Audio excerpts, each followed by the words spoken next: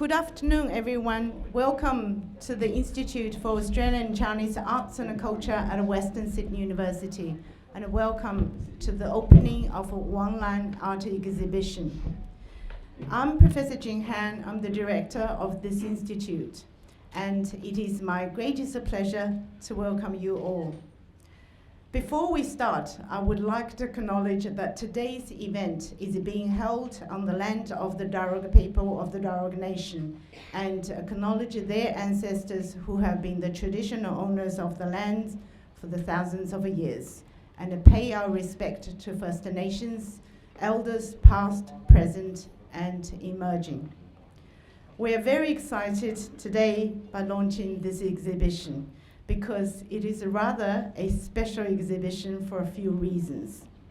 Firstly, Wang Lan's art, a lyrical language, is a retrospective exhibition on a small scale that reflects creative journey of an artist who grew up in China and later migrated to Australia.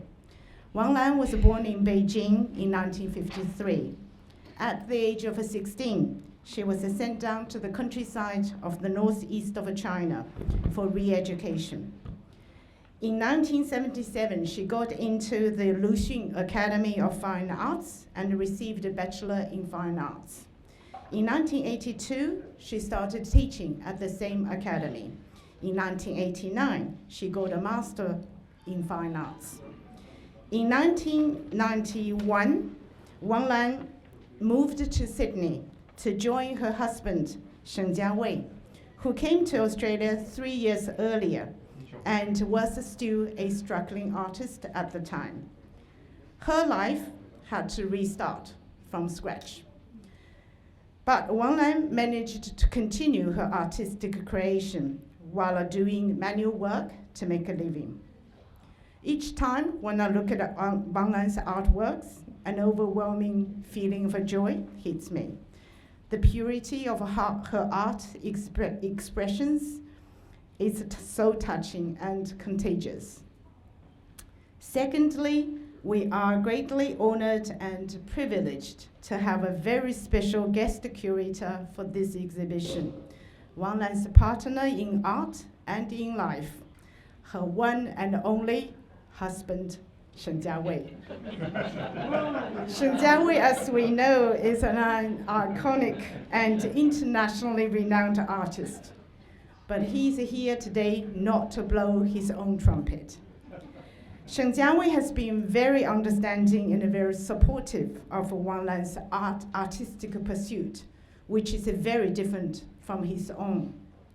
Having seen them working together for this exhibition, I admire their mutual respect for each other as artists. Sheng Jiawei also highly values Wang Lan's artworks, sometimes more so than Wang Lan herself. A few times when Wang Lan organized the collection of her works, Sheng Jiawei grabbed the works literally from the collector's hands, claiming that he had bought those artworks himself. Wang Lan disputed that, saying that his money was her money anyway. But we have to thank Sheng Jiawei for having bought those artworks by Wang Lan, because we now have the fortune to see them at this exhibition. Thirdly, Wang Lan isn't a household name. Wang Lan as an artist and as a person, and her work are dearly loved and appreciated by the circle of her friends and art lovers. So we are extremely honored by having who else but Professor Mabel Lee to open the art exhibition. Professor Mabel Lee is an honorary fellow of Australian Academy of Humanities and honorary professor at the Sydney University and Hong Kong Metropolitan University. Her early research was on late Qing thinkers such as Zhang Taiyan. However, Mabel is best known for her translations of Nobel Prize winner Gao Xingjian's works, and for her own writings on various aspects of Gao Xingjian's creative aesthetics.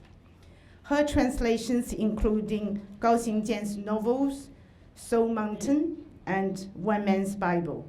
Mabel's most recent publications include her co-edited work, Gao Xingjian and Transmedia Aesthetics, and her co-translated work of Gao Xingjian, Calling for a New Renaissance. Mabel has known Wang Lan for many years, and this book, the thick book, which I should have brought with me, that's Wang Lan's art, was actually edited and published by Mabel in 2010. Please welcome Professor Mabel Li to give the opening speech.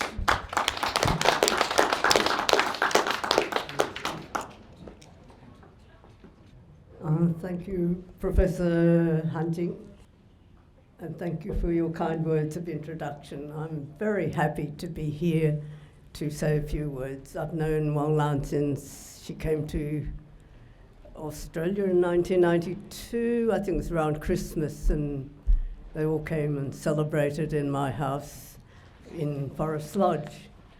This exhibition is quite extraordinary. It's very thoughtfully curated by her husband, Shen Jiawei, famous as we all know, who's made his mark in the world. He's very famous for his painting Standing on Guard for Our Great Motherland, and also his large history murals and his portraits of eminent world figures such as two popes. But even more important, he has a beautiful painting of Wang Lan somewhere around the corner here, and I think you should have a look at it when you can. And also, I forgot to thank and congratulate Wang Lan for this wonderful exhibition of her works. As a retrospective, I think Shen Jiawei has painted the history of Wang Lan's creative life. I hadn't thought of it before because I hadn't seen them in this progressive way. He's a history painter, so he's got her life spread out, and you can read her life. With her portrait, I'll come back to her portrait. Shen Jiawei is there's a very beautiful portrait of Wang Lan, probably just married or engaged, but he has captured her as an academic. The scrolls in front of her, she was interested in reading textual material and thinking about aesthetics. And in those days when she started studying, China was just opening up and everyone was reading translations of European artists and their theoretical works. And Wang Lan was particularly interested in reading theoretical works. In producing her book, it was actually Shen Jiawei's book on Wang Lan, I interviewed her to write a little piece, and I discussed her paintings. She was saying about art and about aesthetics. She said that most artists try to reproduce a three-dimensional reality on a two-dimensional, either paper or canvas. And she said that she, however, tries to recreate the three-dimensional world as a two-dimensional aesthetic reality. So I think this is, she looked at things in a theoretical, but in a very clear way. She said that her painting is akin to folk art, and while painting, her memories are activated. Her painting is not tied to reality, she said, and so this gives her a great deal of freedom, and she doesn't need to have any models. Wang Lan ranks the German logic and rationality of Paul Klee as the foremost influence on her aesthetics. Chagall and Picasso also influenced her work, as did other European painters, because at that time China had been closed off for so long, they were just grabbing to understand what Western art was all about. But coming to Australia, she said the Australian artists she admires best are John Percival, Arthur Boyd and Brett Whiteley. I would like to add that the brilliant sunlight in Australia is quite different from China's, and this has had an impact on her later works. As we heard earlier, because of her family background, at the age of 16 she was sent to the Great Northern Wilderness near the Russian border to work as a farm labourer. But all these experiences are so important. They leave a mark on your life and makes you have very clear thinking. When the Cultural Revolution ended, she successfully competed for a place at the Luoxun Academy of Fine Arts in Shenyang and took courses in screen painting and etching, graduating with a bachelor's degree in 1982, and she was so good that she was kept for teaching. And started her career at the Luoxun Academy, where she also completed her master's degree in 1989. During her undergraduate years, she was introduced to art theories that employed rationality. And during postgrad study as a practicing artist, she began interrogating the meaning of art creation. She's very curious and will argue a lot. I'm sure she argues about art with Chantal Wei all the time, and she always wins. In her MA thesis, she argued that art creation is primarily the individual artist's treatment of form, and how the artist chose to deal with recreating form on a two-dimensional flat surface depended on his or her subjective observation, understanding, and strategies and techniques. She has not deviated from this notion of art and regards each of her works as an ongoing exploration. In 1984, she won the Bronze Prize, and in 1989, the Silver Prize at national exhibitions in China. So it puts her in the top echelon of young artists emerging at that time. In 1991, she moved to Sydney to join her husband, Shenjabe. I have drawn attention to the portrait earlier. That portrait he calls Our Son was done in 1988.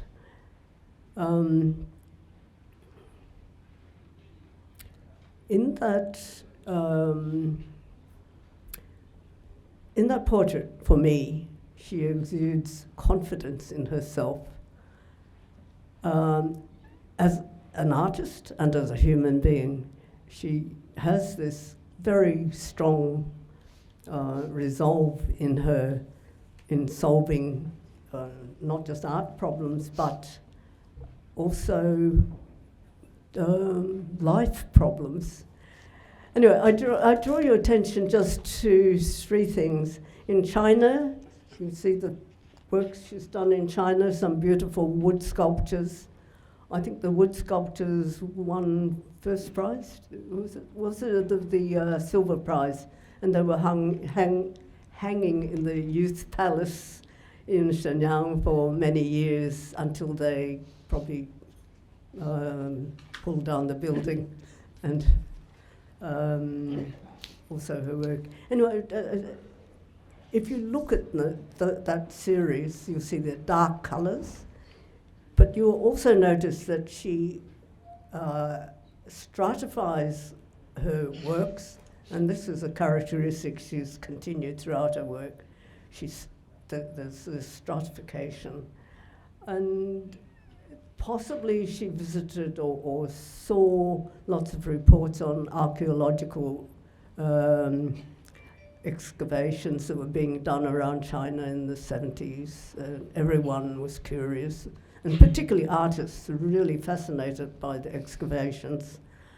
So I think she's been influenced by rock formation and things like that as well. The animals you'll see in that early section of works done in China, the 5 ox, I think, and there's a section of the middle of their stomachs and the bones. So she's playing around, but it's looking at things in quite an unusual way. Then she comes to Australia. This is 1991 to 2001. There's a series of works on Chinese traditional opera in fairly dark colours, but she continues with the stratification. This is her special thing. Maybe she was nostalgic about leaving China, who knows? She wouldn't admit it anyway.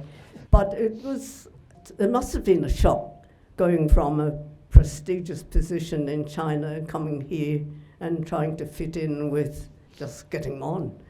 So you see dark colours in the opera scenes. If you know Chinese opera well, you will appreciate the paintings. But as the time goes by, you see colours starting to become brighter in these opera pictures. And another interesting thing is you actually can feel the galloping horses. And this is quite an achievement, to get this sense of movement in the painting. That was Three Heroes Fight Lubu at Hulao Pass that she did in 2000. I think that's quite spectacular, the movement of the galloping horses that you can sense. And the other one, the opera scene, Yellow Crane Terrace, that she did in 2000, she clearly achieves three-dimensionality very clearly in that painting. In the next series, 2001 to 2022, the three-dimensionality is already established as a feature, but you have bright colours of Australia. Stratification is still continued. You have plants, trees, animals. She's one of these greenies, I think. And in the painting Lucky When Dropped that she did in 2006, this is quite clear. In 2010 work, you have a gold-haired woman exuding confidence. The one done in 2016 called Home affected me. The three-dimensional effect is very clear there.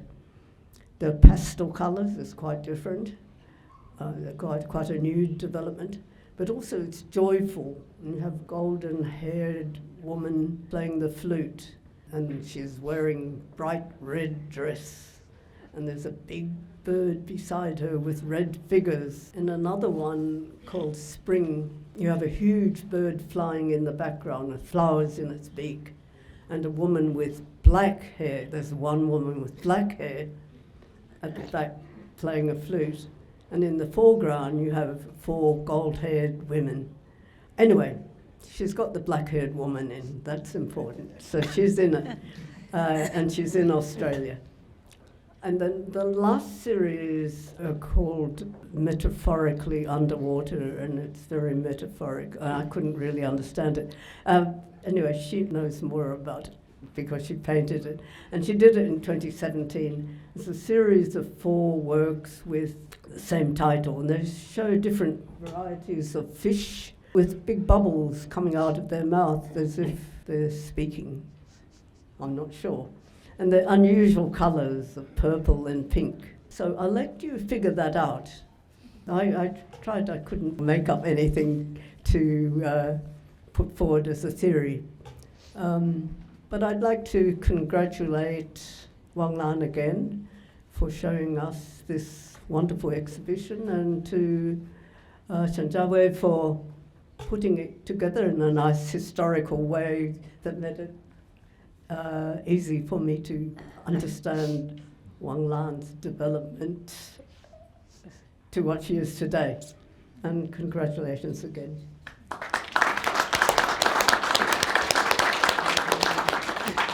Thank you so much, Mabel, for such a beautiful speech and such beautiful words about Wang Lan and Wang Lan's art.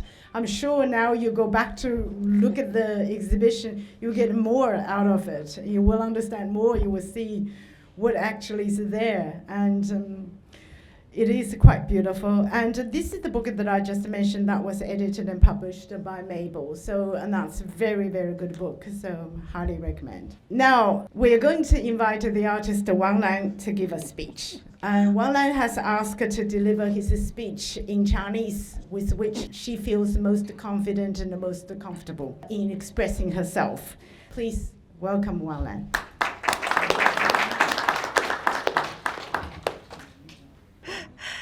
我首先感谢大家呀，真的不远5里，不远10里，不远50里来到这里公里给我这个很大的鼓励感谢大家。我要感谢为这个画展做出努力的每一个朋友我一路是看到你们不懈的努力，精心的打造，使这个画展呢逐步成型，完美呈现我自己看了也耳目一新觉得耳目一新我领会到这个画展也是你们的一件作品我特别感谢大学给我这个机会能在这里展出我的作品，让我和大学再次结缘。看到校园呢，我非常的感动而且感慨，因为这个使我想起了我的大学时代。我当年的大学校园没有这么美丽，但是同样美丽的是我们求知的渴望和单纯的心。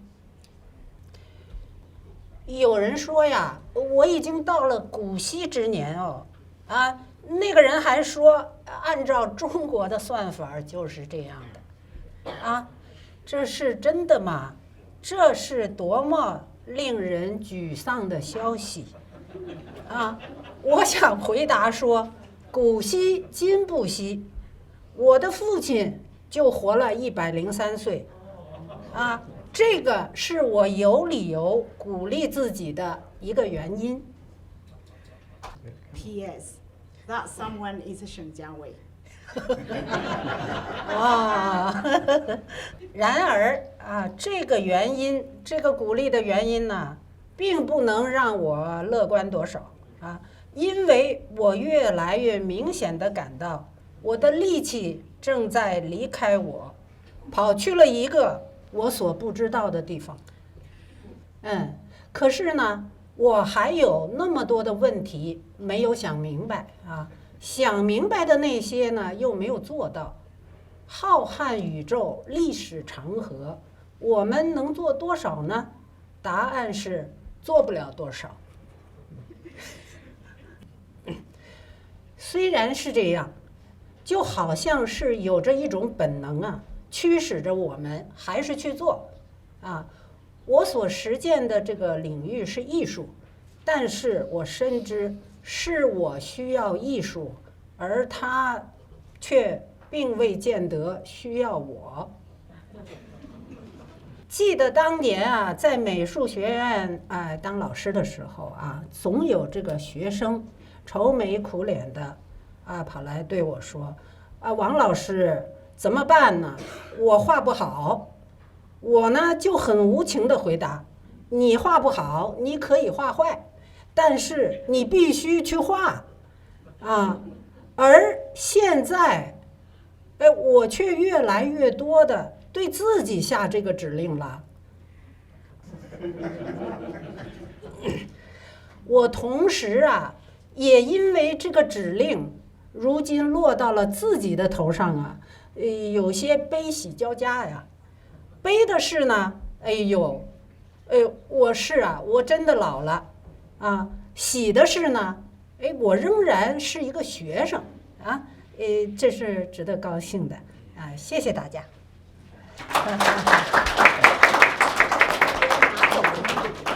就放这儿，那我把花还拿回来。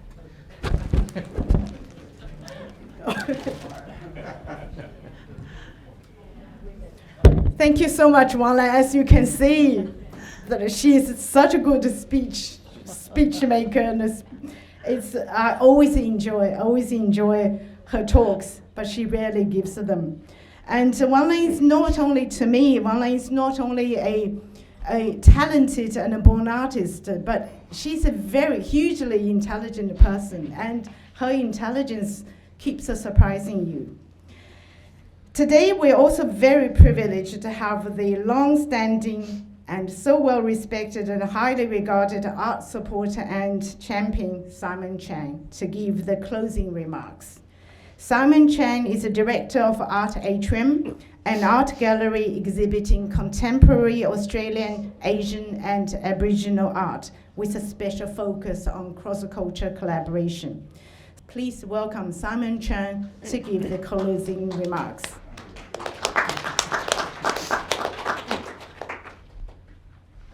Thank you, Jinhan. First of all, I'd like to acknowledge the traditional owners of the land and pay respect to the elders, past, present, and emerging. After such a wonderful speech, opening speech by Mabel, and also with Wang Lan, also talking about herself and her work, really there's not a lot that I can add to all the comments made. But I'd like to reiterate that Wang Lan is a very significant artist. But at the same time, she's such a modest and humble artist, and you can tell by her speech, she talked about she needs art, but art doesn't need her. But I totally disagree with that. I think art definitely needs her. So, and I suppose her practice has been over so many years, and I think we have to thank Shen Jiawei for curating such a good exhibition, which shows a bit of a history and various stages of her career. But I really like to say that her work really inspires me in the sense that you can see in her work that she's sort of reached a stage in her life where she's very content. Even titles of her work talking about home, talking about harmony, and so on.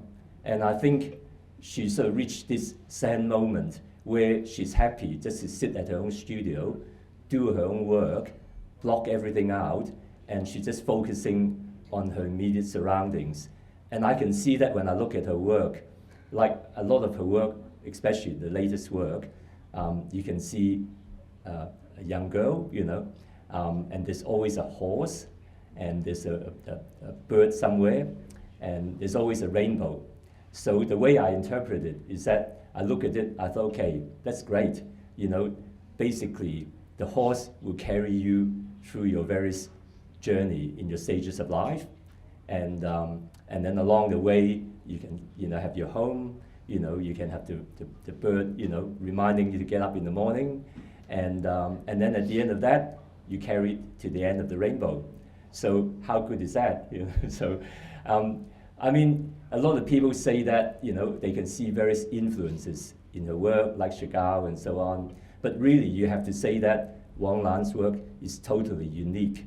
I mean, every artist is inspired by various different influences and other artists, but her work is really unique in the sense that you can never find another work similar to hers. I mean, every time I look at one of Wang Lan's painting, immediately I can tell that's Wang Lan. There's no question about it, and I'm sure all of you will feel the same way as well. And I suppose Mabel also talked about the strata in relation to work, and I find that really interesting. But again, I mean, other artists also use grids and so on, but for me, it's a really interesting device, and I can relate to that by looking at life.